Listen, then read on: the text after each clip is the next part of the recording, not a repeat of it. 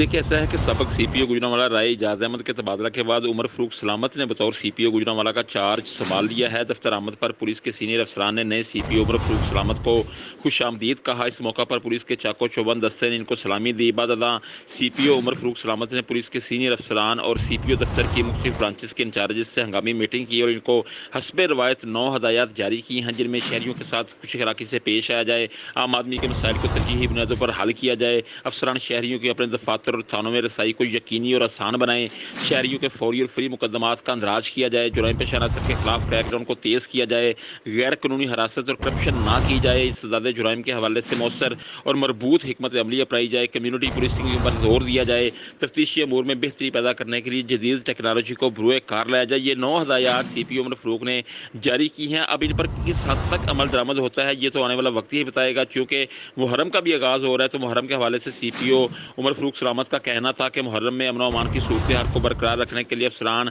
आपस में मुकम्मल कोऑर्डिनेशन रखें, हसास जुलूसों और मुजालस के इनेकात पर सिक्योरिटी के फुल प्रूफ इंतजाम किए जाएँ, तमाम पुलिस अफसरान अलर्ट होकर फ़राइज़ अंजाम दें, फ़राइज़ में किसी भी किस्म की कोई भी गफलत, लापरवाही, सुस्ती, कोताही और अज़म दिलचस्पी हरगिज़ बर्दाश्त नहीं की जाएगी। जी।